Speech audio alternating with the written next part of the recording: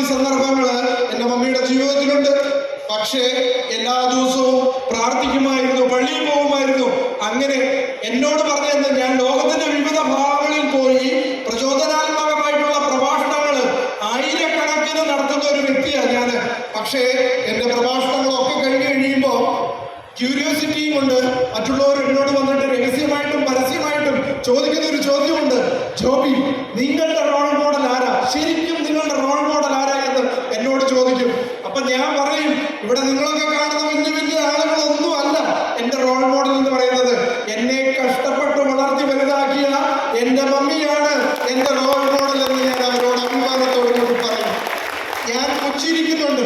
ആ പുഞ്ചിരിയുടെ രഹസ്യം എന്താണെന്ന് അറിയാമോ? എൻ്റെ നാട്ടിൽ വഴിയൊന്നും ഇല്ലായിരുന്നു. ഇതേപോലെയുള്ള കൊച്ചി സിറ്റിയിൽ അല്ലെങ്കിൽ നിങ്ങളുടെ സിറ്റികളിലുള്ള പോലെയുള്ള സൗകര്യങ്ങളൊന്നും എൻ്റെ നാട്ടിലില്ലായിരുന്നു. അടിസ്ഥാന സൗകര്യങ്ങളൊന്നും ഉണ്ടായിരുന്നില്ല. ആ നാട്ടില് എൻ്റെ വീട് മുറ്റത്ത് നിന്നാൽ കാണുന്ന പിക്ചർ ചുറ്റിനും മലയായിരുന്നു. അവിടുന്ന് 1 കിലോമീറ്റർ മല ഇറങ്ങി 6 കിലോമീറ്ററോളം ഇതേപോലെ കൈകുത്തി ചാടിയെങ്കിൽ മാത്രമേ പ്രിയപ്പെട്ടവരെ എനിക്ക് ബസ് സ്റ്റോപ്പിൽ എത്താൻ സാധിക്കുമായിരുന്നുള്ളൂ. ആദ്യ നാളുകളിൽ എന്നെ എടുത്തുകൊണ്ട് എൻ്റെ മമ്മി പോകും. അപ്പൊ പോകുമ്പോൾ എന്നോട് എൻ്റെ മമ്മി പറഞ്ഞു തന്നത് എന്താണെന്ന് അറിയാമോ? എനിക്ക് എൻ്റെ മമ്മി റോൾ മോഡലാകാൻ കാര്യം ഞാൻ പറയാം.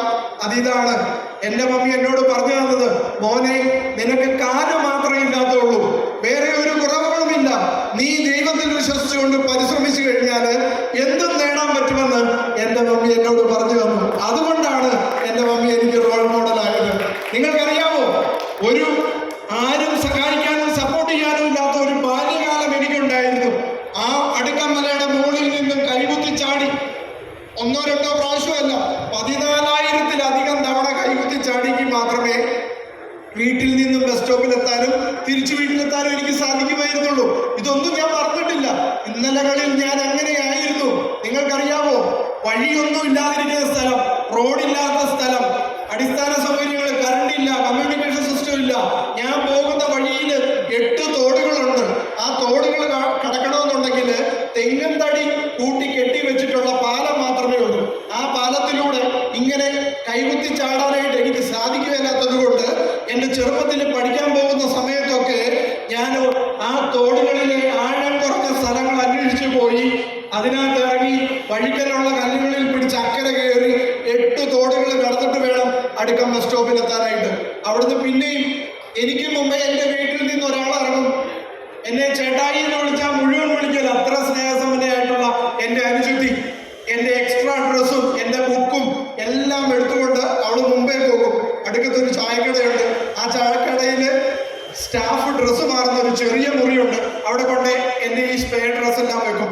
അവിടെ നിന്ന് ഞാൻ അടുക്കം വരെ കൈകുത്തി ചാടി വേർത്തൊലിച്ച് വന്നതിന് ശേഷം അവിടെ അടുക്കം തോട്ടിൽ കുളിച്ച് ഞാൻ ഈ സ്റ്റാഫ് ഡ്രസ്സ് മാറുന്ന ആ മുറിയിൽ കയറി ഡ്രസ്സ് ചേഞ്ച് ചെയ്തിട്ടാണ് ഞാൻ സ്കൂളിലേക്കും കോളേജിലേക്കും പോകുന്നത്. ഞാൻ ആദ്യമായിട്ട് സ്കൂളിൽ എനിക്ക് അഡ്മിഷൻ കിട്ടിയപ്പോൾ ഞാൻ ഏറ്റവും അധികം സന്തോഷിച്ച കാര്യം എന്താണെന്ന് അറിയാമോ? എനിക്ക് എല്ലാ കുട്ടികളുടെയും ഒപ്പം കളിക്കാൻ പറ്റുമല്ലോ എന്ന് ഓർത്താണ് ഞാൻ സന്തോഷിച്ചത്. പക്ഷേ പ്രിയപ്പെട്ടവരെ, എൻ്റെ ആ സന്തോഷം ഞാൻ അവിടെ ചെന്ന് കഴിഞ്ഞപ്പോൾ അതോടെ തീർന്നുപോയി. എന്താണെന്നറിയാമോ? എന്താ കാര്യം? സാധാരണ കുട്ടികൾ പഠിച്ച സ്കൂളിലാണ് ഞാൻ പഠിച്ചത്. ഡ്രിൽ പീരീഡ് വരുമ്പോൾ, PT പീരീഡ് വരുമ്പോൾ എന്നെ ആരും കളിയിൽ കൂട്ടുമായിരുന്നില്ല. അല്ലെങ്കിൽ അവർ കളിക്കുന്ന കളികളൊന്നും എനിക്ക് കളിക്കാൻ പറ്റുമായിരുന്നില്ല. എല്ലാ ദിവസവും ഗ്യാലറിയിലിരുന്ന് കൈയടിക്കുന്ന ഒരാൾ മാത്രമായിരുന്നു ജോബി മാത്യു ഒരു കാലഘട്ടത്തിൽ. പക്ഷേ അത് കഴിഞ്ഞിട്ട് ആം റെസ്ലിംഗ് എന്ന് പറയുന്ന ഒരു കാര്യം എന്നെ ഒരു കൂട്ടുകാരൻ പഠിപ്പിച്ചു. അതിൽ ഞാൻ ആ പഠിപ്പിച്ച ആളെ തന്നെ തോൽപ്പിച്ചു. അപ്പോൾ എൻ്റെ കൈകൾക്ക് കരുത്തുണ്ട് എന്ന് ഞാൻ തിരിച്ചറിഞ്ഞു. നമ്മൾക്ക് സ്വയം തിരിച്ചറിഞ്ഞാൽ നമുക്ക് നേടാൻ പറ്റുന്നതായിട്ട് ഈ ലോകത്തിൽ ഒന്നുമില്ല. അതിനുശേഷം ഞാൻ ഒരു ജിമ്മിൽ ചെന്നു. 10ാം ക്ലാസ്സിന് ശേഷം ഞാൻ ആ ജിമ്മിൽ ചെന്നിട്ട് അതിൻ്റെ മാഷിനോട് പറഞ്ഞു, എനിക്കൊരു ലോക ചാമ്പ്യൻ ആകണം എന്ന് പറഞ്ഞു. അപ്പോൾ ആ മനുഷ്യൻ എന്നെ നോക്കി വളരെ എന്താ പറയുക, ഒരു വികാരവും ഇല്ലാതെ ചിരിച്ചു, എന്തോ തമാശ കേൾക്കുന്നത് പോലെ.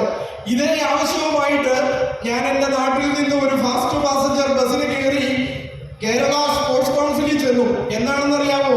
1993 അങ്ങനെ കേരള സ്പോർട്സ് കൗൺസിൽ എന്നോട് അറിവുള്ളവർ പറഞ്ഞു വന്നു, സ്പോർട്സിന് സഹായമൊക്കെ കൊടുക്കുന്നത് കേരള സ്പോർട്സ് കൗൺസിലാണെന്ന്. ഞാൻ അവിടെ ചെന്ന് കഴിഞ്ഞപ്പോൾ വളരെ കഷ്ടപ്പെട്ടാണ് ഞാൻ ചെന്നത്. ഉച്ച കഴിഞ്ഞു അവിടെ ചെന്ന് കഴിഞ്ഞപ്പോൾ വെളുപ്പിന് തുടങ്ങിയ യാത്രയാണ്. അവിടെ ചെന്ന് കഴിയുമ്പോൾ ഞാൻ അവിടെ കണ്ട ഒരു ഓഫീസറോട് എൻ്റെ ആഗ്രഹം പറഞ്ഞു, സാർ എനിക്ക് ഒരു ലോക ചാമ്പ്യൻ ആകണമെന്ന് പറഞ്ഞു. അപ്പോൾ ആ ഓഫീസർ അടുത്തിരുന്ന ഓഫീസറോട് പറയുകയാണ്, എടോ 2 കാലുകളും തികച്ചില്ല, അയാളുടെ ആഗ്രഹം കണ്ടോ, നമ്മള് ഈ ഡെസ്ക് മാറ്റിയിട്ട് നോക്കണം പുള്ളിയെ കാണണമെന്നുണ്ടെങ്കിൽ. പുള്ളി പറയുകയാണ് വേൾഡ് ചാമ്പ്യൻ ആകണം പോലെന്ന്.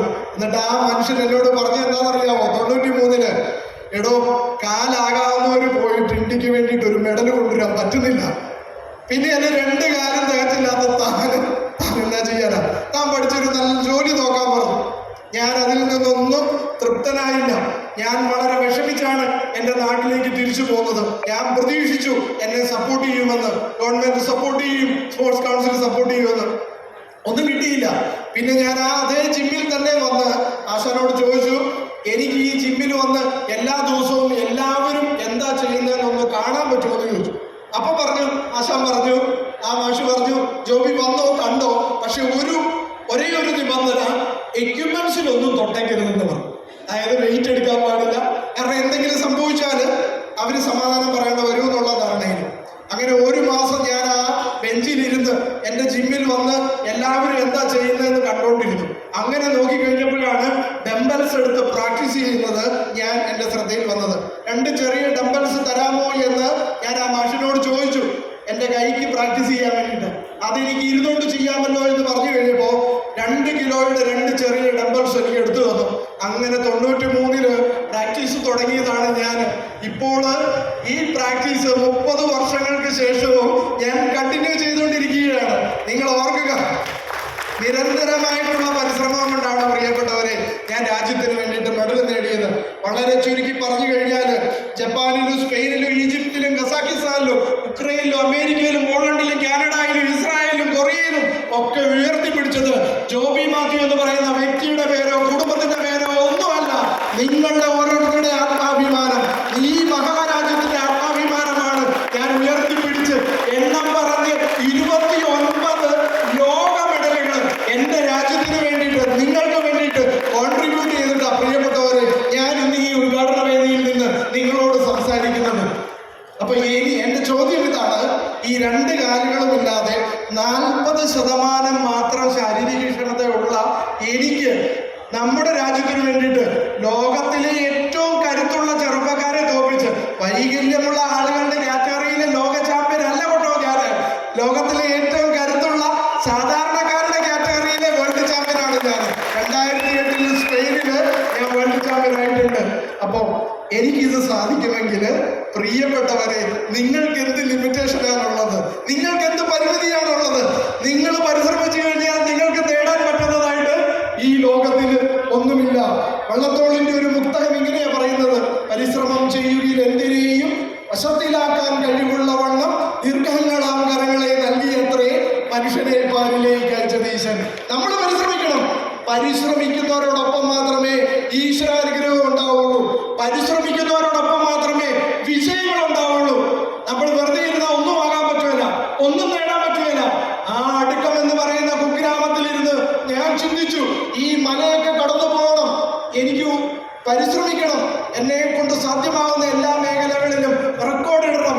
അങ്ങനെ പരിശ്രമിച്ചതിന്റെ ഫലമായിട്ട് 30 വർഷത്തിന് ശേഷം പുറകോട്ട് തിരിഞ്ഞ് നോക്കുമ്പോൾ എനിക്ക് 29 ലോക മെഡലുകളുണ്ട്. 9 വ്യത്യസ്ത കായിക ഇനങ്ങളിൽ നാഷണൽ ചാമ്പ്യനായി ഞാൻ. പഞ്ചഗുസ്തി, world fight, badminton, shot put, javelin, discus, swimming, table tennis, power lifting.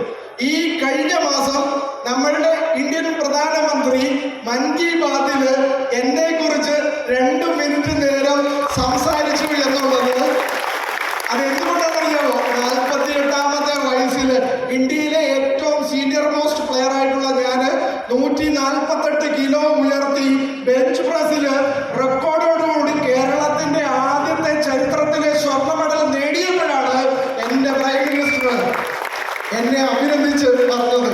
അതെനിക്ക് ഒരിക്കലും മറക്കാൻ പറ്റുകയില്ല. നിങ്ങൾ ഓർക്കണം, നമ്മുടെ രാജ്യത്തെ പ്രധാനമന്ത്രി നമ്മളെ പേരെടുത്ത് പറയുമ്പോൾ അതിൽ കൂടുതൽ സന്തോഷം എന്താണല്ലേ, അതിൽ കൂടുതൽ ഒരു അവാർഡ് എന്താണല്ലേ, അതിൽ ഞാൻ സന്തോഷവാനാണ് പ്രിയപ്പെട്ടവരെ. ഞാനിത് സന്ദർഭീയമായിട്ട് സൂചിപ്പിച്ചത് നമ്മൾക്കൊന്നും ഒരു പരിമിതിയുമില്ല. ലോക ചരിത്രമെടുത്ത് നിങ്ങൾ പരിശോധിച്ചു നോക്കുക. ലോക ചരിത്രത്തെ സ്വാധീനിച്ചിട്ടുള്ളവര്, ലോക ചരിത്രം തിരുത്തി കുറിച്ചവര്, അവരൊക്കെ പലതരത്തിലുള്ള കുറവുകളുള്ളവരായിരുന്നു, വൈകല്യങ്ങളുള്ളവരായിരുന്നു. അല്ലേ? നിങ്ങളൊന്നെടുത്ത് പരിശോധിച്ച് നോക്കുക. തീർച്ചയായിട്ടും നിങ്ങൾക്ക് കാണാൻ സാധിക്കും. ഹെലൻ കെല്ലർ തൊട്ട് സ്റ്റീഫൻ ഹോക്കിൻസ് വരെ ഒത്തിരി ആളുകൾ ലോക ചരിത്രത്തെ ആളുകളിലുണ്ട്. അത് നമ്മൾക്ക് പ്രചോദനമാകണം. അതാണ് ഈശ്വരൻ ഞങ്ങളെ പോലെയുള്ള ആളുകൾക്ക് കുറച്ച് പരിമിതി തന്നപ്പോൾ ഈശ്വരൻ ഒരുപക്ഷെ ഉദ്ദേശിച്ചിട്ടുള്ളത് അത് തന്നെയാകും. ഞങ്ങൾ പ്രചോദനത്തിന്റെ മാലാഖമാരായിട്ട് ഈ സമൂഹത്തിൽ നിലനിൽക്കാൻ വേണ്ടിയിട്ടാണ്, നിങ്ങൾക്കൊക്കെ പ്രചോദനം നൽകാൻ വേണ്ടിയിട്ടായിരിക്കാം എനിക്ക് ഒരുപക്ഷെ 2 കാലം ഈശ്വരൻ തരാതിരുന്നത്. എന്നെ അറിയുന്നവർ പറയുന്നത് എന്താണെന്ന് അറിയാമോ? അയ്യോ, ഇവര് കാലും കൂടി കൊടുത്തായിരുന്നെങ്കിൽ എന്റെ ദൈവമേ, കാലില്ലാതിരുന്നിട്ട്. അതൊരു വിജയമാകാം, അതൊരു തോൽവിയാകാം. പക്ഷെ ഞാൻ പറയുന്നു, പുരാണങ്ങളെടുത്ത് പരിശോധിച്ചു കഴിഞ്ഞാൽ നമുക്ക് കാണാൻ സാധിക്കും, പുരാണങ്ങളിൽ ശാരീരികമായിട്ട് പരിമിതിയുള്ള ആളുകളെ നിങ്ങൾ കണ്ടിട്ടുണ്ടോ? ഉണ്ട്. ആരാണ്? ധൃതരാഷ്ട്രർ. അല്ലേ? ധൃതരാഷ്ട്രരെ അറിയാമല്ലോ. കണ്ണ് കാണാൻ പാടില്ലാതെ സ്വന്തം പുത്രന്മാരെല്ലാം എന്താ പറയാ ആകസ്മികമായിട്ട് മരണപ്പെട്ടു പോയപ്പോൾ പുത്രദുഃഖത്താല് അദ്ദേഹത്തിന്റെ മുമ്പിൽ കിട്ടിയ ഉരുക്കു പ്രതിമ, അല്ലെ? ഉരുക്കു പ്രതിമ എന്ന് പറഞ്ഞു കഴിഞ്ഞാൽ നിങ്ങൾക്ക് പ്രത്യേകിച്ച് കണക്ട് ആവും, അല്ലെ? നിങ്ങൾ ഇരുമ്പും ഇതുമൊക്കെ ആയിട്ട് കണക്ട് ചെയ്യുന്നവരാ. ആ ഉരുക്കു പ്രതിമ ആലിംഗനം ചെയ്ത് പൊടിച്ചു കളഞ്ഞു എന്നാണ് പുരാണങ്ങളിൽ ഞാൻ വായിച്ചിട്ടുള്ളത്, അല്ലെങ്കിൽ ഞാൻ പഠിച്ചിട്ടുള്ളത്. ധൃതരാഷ്ട്രരുടെ ആലിംഗനത്തിന് ആ ഉരുക്കു പ്രതിമ പൊടിഞ്ഞു പോയി. എന്ത് ശക്തിയായിട്ടും അമാനുഷികമായിട്ടുള്ള ശക്തിയല്ലേ ഇത്? ആ പുരാണങ്ങളിലുണ്ട്. അതുപോലെ തന്നെ ഞാൻ ചെറുപ്പത്തിൽ പഠിച്ചിട്ടുണ്ട്. പുത്രുവിനീത എന്ന് പറയുന്ന 2 അമ്മമാരുണ്ടായിരുന്നു. ആ അമ്മമാർക്ക് ഭഗവാൻ ഒരു വരം കൊടുത്തു. എന്ത് വരമാണ് കൊടുത്തത്? ഒരമ്മയ്ക്ക് 1000 കുട്ടികൾ ഉണ്ടാവട്ടെ എന്നും ഒരമ്മയ്ക്ക് 2 കുട്ടികൾ ഉണ്ടാവട്ടെ. 1000 കുട്ടികൾ ഉണ്ടാവട്ടെ എന്ന് വരം കിട്ടിയ അമ്മയുടെ ആ മുട്ടകളെല്ലാം വിരിഞ്ഞ് തൊടിയിലും മുറ്റത്തുമൊക്കെ ഒത്തിരി കുട്ടികൾ ഓടിച്ചാടി കളിക്കുന്നത് കണ്ടു കഴിഞ്ഞപ്പോ കുറെ നാളായിട്ട് തനിക്ക് വരം കിട്ടിയ 2 മുട്ടകൾ വിരിയാതെ അത് സൂക്ഷിച്ച് എന്നും അതിലേക്ക് നോക്കിയിരുന്ന ഒരു എന്താ പറയാ മാതൃസഹജമായിട്ടുള്ള ഒരു ക്യൂരിയോസിറ്റി കൊണ്ട് ഒരമ്മ തൻ്റെ കുഞ്ഞ് എവിടം വരെ ആയെന്ന് അറിയാനായിട്ട് തനിക്ക് കിട്ടിയ 2 മുട്ടയിൽ ഒരു മുട്ട ചെറുതായിട്ടൊന്ന് പൊട്ടിച്ചു നോക്കി. ആ മുട്ടയിൽ നിന്ന് ഒരു കുഞ്ഞ് പുറത്തു വന്നു. ആ കുഞ്ഞാണ് പിൽക്കാലത്ത് സൂര്യദേവന്റെ തേരാളിയായിട്ട്, അല്ലേ, അരുണ ഭഗവാനായിട്ട് പുരാണങ്ങളിൽ കാണുന്നത്. ഇതൊക്കെ നമുക്ക് ചുറ്റുമുണ്ട്. അപ്പൊ പക്ഷേ നമ്മൾ അതിൽ നിന്ന് പ്രചോദനം ഉൾക്കൊള്ളണമെന്നാണ് പ്രിയപ്പെട്ടവരെ എനിക്ക് നിങ്ങളോട് പറയാനുള്ളത്. അപ്പോ ഞാൻ എന്റെ കമ്മിറ്റ്മെന്റ്, ഞാൻ ആത്മാഭിമാനമുള്ള ഒരു ഇന്ത്യൻ അത്ലറ്റാണ്. നട്ടല് വളയ്ക്കാതെ തല ഉയർത്തി മാത്രം നിൽക്കുന്ന ഒരു എളിയ ഇന്ത്യൻ പൗരനാണ്. എന്റെ അവസാന ശ്വാസം വരെ എന്റെ രാജ്യത്തിന്റെ ആത്മാഭിമാനം ഉയർത്തിപ്പിടിക്കാൻ വേണ്ടിയിട്ട് മാത്രമാണ് ഞാൻ ജീവിച്ചിരിക്കുന്നത്. അതുകൊണ്ട് പ്രിയപ്പെട്ടവരെ ഞാൻ നിങ്ങളോട് പറയുകയാണ്, നമുക്ക് സ്വയം വിജയിക്കാൻ പറ്റുമല്ല, നമ്മൾ വിജയിക്കണം, മറ്റുള്ളവരെ വിജയിപ്പിക്കണം. അതായിരിക്കണം നമ്മളുടെ ദൗത്യം എന്ന് പറയുന്നത്. എന്താ, ഞാൻ പഠിച്ചത് അതാണ്, എന്നെ എൻ്റെ അധ്യാപക ശ്രേഷ്ഠർ പഠിപ്പിച്ചത് അതാണ്. മാതൃദേവോ ഭവ, പിതൃദേവോ ഭവ, അതിഥിദേവോ ഭവ, ആചാര്യദേവോ ഭവ. മാതാവിനെയും പിതാവിനെയും അതിഥിയെയും ആചാര്യനെയും ദൈവതുല്യരായിട്ട് കണ്ട് ആചരിച്ച് റെസ്പെക്ട് ചെയ്തു പോരുന്ന ഒരു മഹത്തായ പാരമ്പര്യത്തിന്റെ സംസ്കൃതിയുടെ സന്തതികളാണ് ഞാനും നിങ്ങളും ഇവിടെ പിറന്നു വീഴുന്ന ഓരോരുത്തരും. ആ പാരമ്പര്യം കാത്തു സൂക്ഷിക്കേണ്ടത് നമ്മുടെ കടമയാണ്. അത് എൻഹാൻസ് ചെയ്യേണ്ടത് നമ്മളുടെ കടമയാണ്. നമ്മളുടെ കടമകളെ വിസ്മരിച്ചുകൊണ്ട് ഒരിക്കലും നമ്മൾക്ക് വിജയങ്ങളിലേക്ക് പോകാൻ സാധിക്കുകയില്ല. അത്തരത്തിൽ ചിന്തിച്ചു കഴിയുമ്പോൾ ഈ അസോസിയേഷൻ, ഓൾ കൈൻഡ്സ് ഓഫ് എന്താ പറയുക, വെൽഡേഴ്സ് അസോസിയേഷൻ ഓഫ് കേരള നടത്തുന്ന കുറേയധികം പ്രവർത്തനങ്ങൾ ഞാൻ വന്നിരുന്നപ്പോൾ ആ ബ്രോഷറിൽ ഞാൻ കണ്ടു. അത് സ്വന്തം കാര്യങ്ങൾക്ക് വേണ്ടിയിട്ടുള്ളതല്ല, തൊട്ടടുത്തുള്ള നമ്മുടെ അശരണരായിട്ടുള്ള അണ്ടർ പ്രിവിലേജ്ഡ് ആയിട്ടുള്ള ആളുകളെ സഹായിച്ചിട്ടുള്ളതിന്റെ റിപ്പോർട്ടാണ് ഒരു 50 എണ്ണം ഇവിടെ എഴുതി വെച്ചിരിക്കുന്നത്. അഭിനന്ദിക്കുന്നു നിങ്ങളാണ് ഈ രാജ്യത്തിന്റെ അഭിമാനങ്ങൾ. ഇതാണ് നമ്മുടെ കൂട്ടായ്മയുടെ ഏറ്റവും വലിയ സന്തോഷം എന്ന് പറയുന്നത്. നമുക്കുള്ളത് കൊണ്ട് നമുക്ക് മറ്റുള്ളവരെ സഹായിക്കാനും സപ്പോർട്ട് ചെയ്യാനും കഴിഞ്ഞെങ്കിൽ അത് തന്നെയാണ് ഈ സംഘടനയുടെ ഏറ്റവും വലിയ വിജയം എന്ന് ഞാൻ പറയുന്നത്. അതുകൊണ്ട് പ്രിയപ്പെട്ടവരെ, നമുക്ക് ശക്തി ഉണ്ടായിരിക്കാം, നമുക്ക് പണം ഉണ്ടായിരിക്കാം, നമുക്ക് ബുദ്ധിശക്തി ഉണ്ടായിരിക്കാം, നമുക്ക് സാമൂഹിക ബന്ധം ഉണ്ടായിരിക്കാം.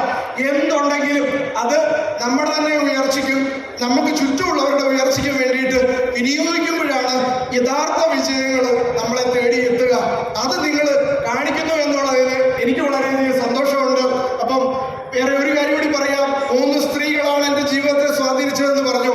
ഒന്നെൻ്റെ അമ്മ, ഒന്നെൻ്റെ അനുജത്തി. എൻ്റെ അനുജത്തി പഠനമെല്ലാം കഴിഞ്ഞിട്ട് ഇപ്പോൾ ഒരു സിസ്റ്ററാണ്, കന്യാസ്ത്രീയാണ്. പാലായിലെ SH കോൺവെന്റില് സിസ്റ്റർ സ്മിത മരിയ എന്നാണ് പേര്. പിന്നെ എൻ്റെ സ്നേഹസമ്പന്നയായിട്ടുള്ള ഭാര്യ ഡോക്ടർ മേഘ. ഞാൻ രാജ്യത്തിന് വേണ്ടിയിട്ട് മത്സരിക്കാനായിട്ട് രാജ്യാന്തര രംഗങ്ങളിൽ പോകുമ്പോൾ എൻ്റെ കുടുംബത്തിൻ്റെ ഉത്തരവാദിത്വം ഏറ്റവും ഭംഗിയായിട്ട് നിറവേറ്റുന്ന എൻ്റെ വൈഫ് ഒരു PhD സ്കോളറാണ് കേട്ടോ. ഡാൻസിൽ PhD എടുത്ത ഒരാളാണ്. 6ഓളം പോസ്റ്റ് ഗ്രാജുവേഷൻ ഉള്ള ഒരു വ്യക്തിയാണ് എൻ്റെ ഭാര്യ. വളരെ തിരക്കുള്ള ഒരാളാണ്. പക്ഷേ എൻ്റെ കാര്യങ്ങളിൽ ഏറ്റവും സ്നേഹത്തോടെ ഏറ്റവും കൂടുതൽ സപ്പോർട്ടോട് കൂടി നിൽക്കുന്നത് ഈ 3 സ്ത്രീകളാണ്. അപ്പൊ ജോബി മാത്യുവിന്റെ മുഖത്ത് നല്ല പുഞ്ചിരി ഉണ്ടെങ്കിൽ അതിന്റെ അടിസ്ഥാനം എന്ന് പറയുന്നത് ഈ 3 സ്ത്രീ രത്നങ്ങളാണ് പ്രിയപ്പെട്ടവരെ. അതുകൊണ്ട് ഞാൻ നിങ്ങളോട് പറയുകയാണ്, നമുക്കുള്ളവരെ സ്നേഹിക്കാനും നമ്മുടെ കുടുംബത്തിന് സപ്പോർട്ട് ചെയ്യാനും നമുക്ക് സാധിച്ചെങ്കിൽ തീർച്ചയായിട്ടും നമ്മൾക്ക് ഈ ലോകത്തിന് ജീവിത വിജയം കൈവരിക്കാനായിട്ട് സാധിക്കും. നമ്മൾ പ്രോത്സാഹിപ്പിച്ചെങ്കിൽ മറ്റുള്ളവർക്ക് എന്തെങ്കിലും ആകാൻ സാധിക്കുള്ളൂ. എനിക്കൊരു പ്രോത്സാഹനം കിട്ടിയതോ ഇനി ഗവൺമെന്റ് ഒന്നും എന്നെ പ്രോത്സാഹിപ്പിച്ചതല്ല. നിങ്ങൾക്കറിയാവോ, 10 വർഷം ഇന്ത്യയുടെ ദേശീയ ചാമ്പ്യൻ ആയിരുന്നു ഞാൻ. എനിക്കൊരു സ്പോൺസർഷിപ്പ് കിട്ടിയില്ല. സാധാരണക്കാരനായിട്ടുള്ള നമുക്ക് എവിടെ എന്ത് പിടിപാടാണുള്ളത്? ആരുടെ അടുത്ത് പോയി റെക്കമെൻഡ് ചെയ്യാനാ അല്ലേ? ഒന്നും കിട്ടിയില്ല. എന്നെ കുറിച്ച് ഒരു ആർട്ടിക്കിൾ കണ്ടു കഴിഞ്ഞപ്പോൾ ഇന്ത്യൻ എക്സ്പ്രസിൽ ഒരു ആർട്ടിക്കിൾ കണ്ടു. ആ ആർട്ടിക്കിൾ കണ്ടിട്ട് തമിഴ്നാട്ടിൽ നിന്ന് ഒരു സൂപ്പർ സ്റ്റാർ എന്നെ വിളിച്ചു. Film star, super star. അദ്ദേഹം എന്നെ സ്പോൺസർ ചെയ്തു. ആ സ്പോൺസർഷിപ്പ് കൊണ്ടാണ് ഞാൻ 2005 ഇന്ത്യയെ പ്രതികരിച്ച് പോയത്. ആ സൂപ്പർ സ്റ്റാറിന്റെ പേര് ശരത് കുമാർ എന്നായിരുന്നു. 2008 ഞാൻ വേൾഡ് ചാമ്പ്യനായിട്ട് ഇവിടെ ഇന്ത്യയിൽ വന്നപ്പോൾ ഒരു മിടുക്കി മോള് മുംബൈയിൽ നടന്ന ഒരു വലിയ ഫംഗ്ഷനിൽ വന്നിട്ട് എന്നോട് പറഞ്ഞു, I am really proud of you sir എന്ന് പറഞ്ഞു. ഞാൻ ചോദിച്ചു എന്താ കാര്യം?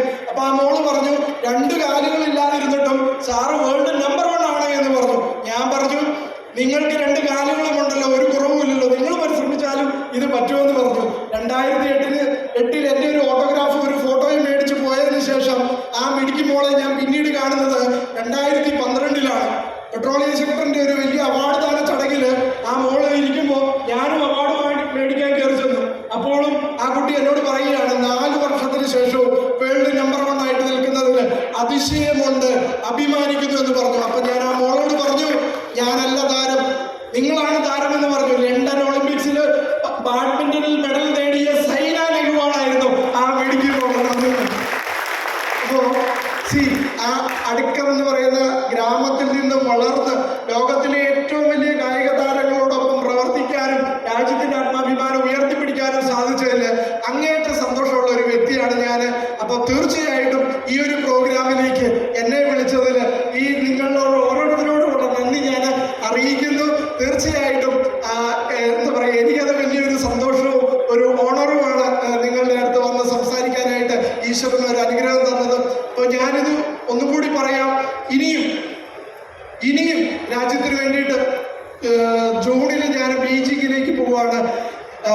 ഒക്ടോബറിൽ ഈജിപ്തിലേക്ക് പോവുകയാണ്. എന്താണ്, പവർ ലിഫ്റ്റിങ്ങിന്റെ വേൾഡ് ചാമ്പ്യൻഷിപ്പിൽ പങ്കെടുക്കാനും മെഡൽ നേടാനും വേണ്ടിയിട്ടാണ് പോകുന്നത്. അപ്പൊ എനിക്കിത് സാധിക്കുമെങ്കിൽ, അതുകൊണ്ടാണ് ഞാൻ മുമ്പ് പറഞ്ഞത്, നമ്മൾക്ക് ലിമിറ്റേഷൻ ഇല്ല, നമ്മളാണ് നമ്മൾക്ക് ലിമിറ്റേഷൻ വെക്കുന്നത്. എന്നെ കണ്ടാക്കോളില്ല, എനിക്ക് പണമില്ല, എന്നെ സഹായിക്കാൻ ആളില്ല, ഇങ്ങനെയൊക്കെ ചിന്തിച്ചു കഴിഞ്ഞാൽ നമ്മൾ അവിടെ ഇരുന്ന് പോവുകയുള്ളൂ. നമ്മൾക്ക് ഒത്തിരി കഴിവുകളുണ്ട്, എല്ലാവർക്കും കഴിവുകളുമുണ്ട്, കുറവുകളുമുണ്ട്.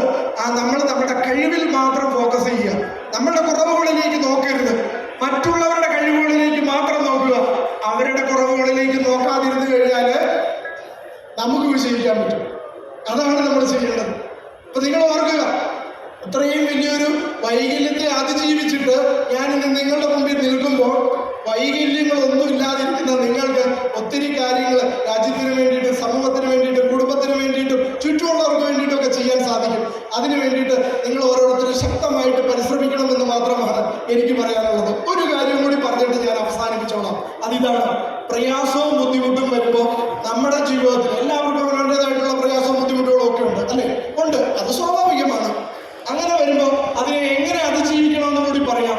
ഒന്ന്, നമ്മുടെ സ്വകാര്യതയിൽ പോയിരുന്ന ആരും കാണാതെ നമ്മുടെ വിഷമങ്ങൾ സ്വയം നമുക്ക് പരിശോധിക്കാനായിട്ടുള്ള അവകാശമുണ്ട്. അത് നമ്മളുടെ ഫണ്ടമെന്റൽ റൈറ്റ് ആണ്. കരയണമെങ്കിൽ കരയാം, പരിശോധിക്കാം, അത് നമ്മളുടെ റൈറ്റ് ആണ്. ഞാനൊത്തിരി കരഞ്ഞിട്ടുണ്ട്, ആരെയും കാണിച്ചോട്ടുണ്ടല്ല, അല്ലാതെ ആശ്വാസം കിട്ടും.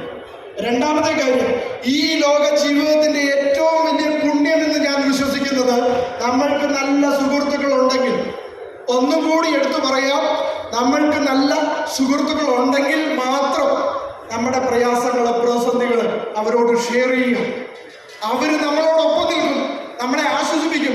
നൂറുകണക്കിനൊന്നും വേണ്ട, ഒന്നോ രണ്ടോ നല്ല സുഹൃത്തുക്കൾ ഉണ്ടായാൽ മതി.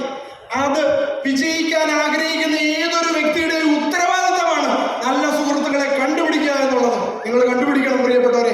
ഇന്ന് ഒരു കാലഘട്ടത്തിൽ എൻ്റെ ബന്ധു വീടുകളിൽ അല്ലെങ്കിൽ എൻ്റെ ബന്ധുക്കളുടെ ഇടയിൽ, അവരൊക്കെ പാലായിലെ വലിയ വലിയ ആളുകളാണ്, അവരുടെയൊക്കെ സ്വീകരണ മുറികളിൽ ഞാനിരിക്കുമ്പോൾ രണ്ട് കാലും ഇല്ലാതെ ഒരു കുഞ്ഞ് ഞങ്ങളുടെ കുടുംബത്തിലുണ്ടായെന്ന് പറയാനായിട്ട് അവർക്ക് നാണക്കേടായിരുന്നു.